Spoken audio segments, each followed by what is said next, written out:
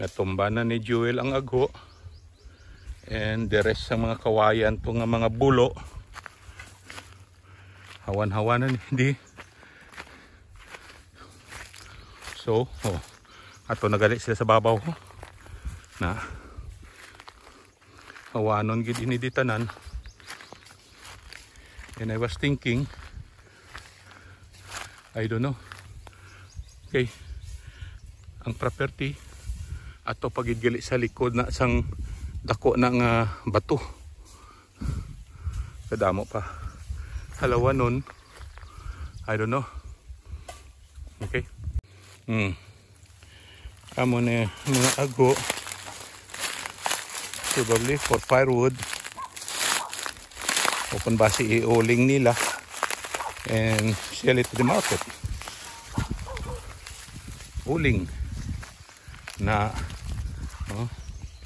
naghawa na gito. Okay. Part pa ni ito to sa banglid. Part pa na sa property. Ito to sa likod. And this is the big boulder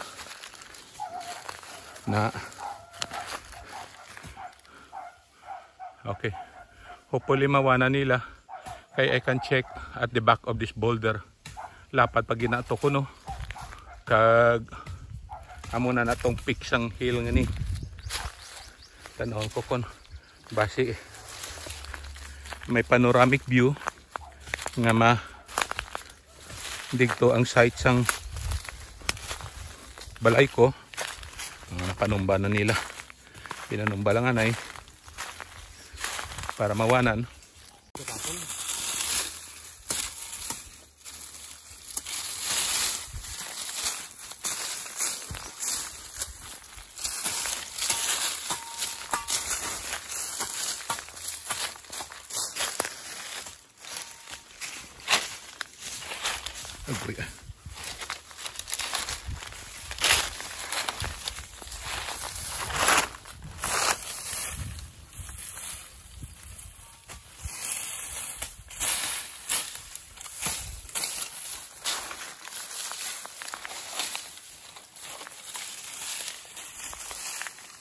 Taas pagid gali ni diri.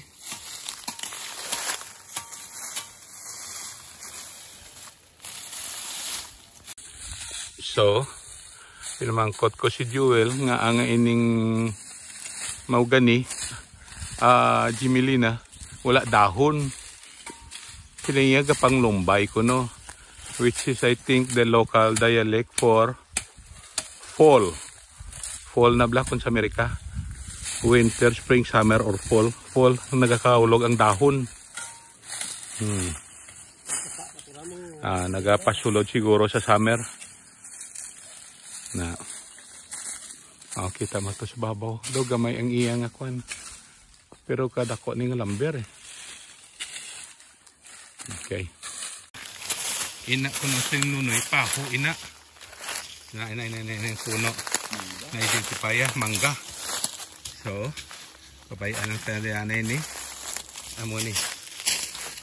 Na paho. Mangga. So, kay siling ya. Dira sang una may dako na da nga paho. Sang una. Siguro ang lison. Siguro diri nagkupa kag nagmunamuhi. Kabag sang kabog. Aging kabag sang kabog.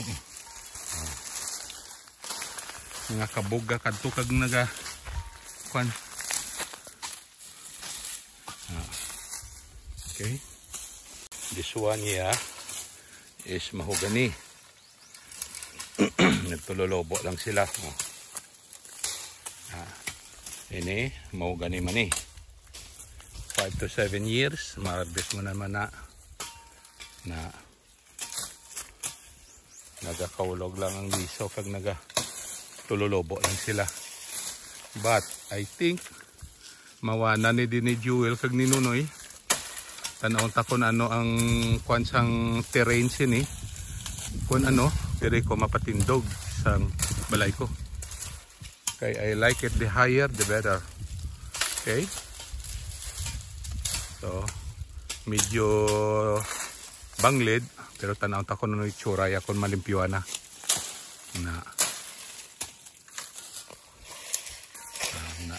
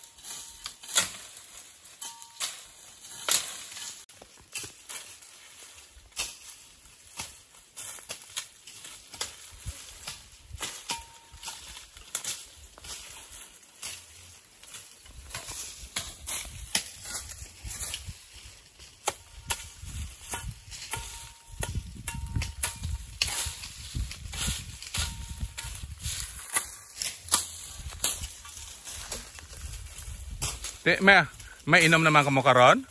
Damo pa to sang manok to, bilin tabla.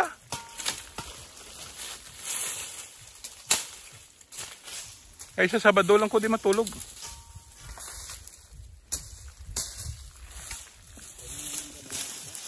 Oh, dalon ko gani sa Sabado makuan ko. Duwa dalon ko to ka solar. Para nga may kuan ta daw.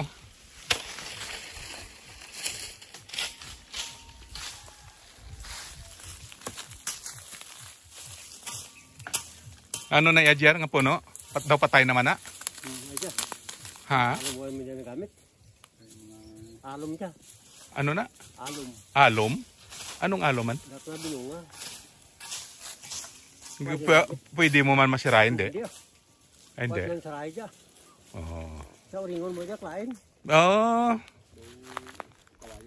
Eh, tig panggatong na lang eh. Si gatong kaya siya kung Uy mo. tawa.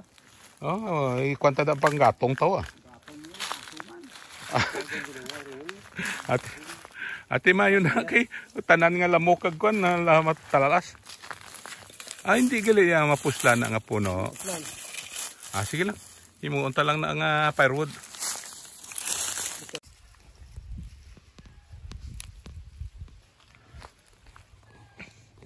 So, this is the marker, our spacing. Okay. And this is the next row.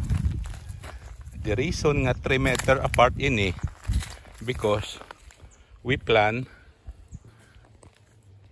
to cultivate this area here.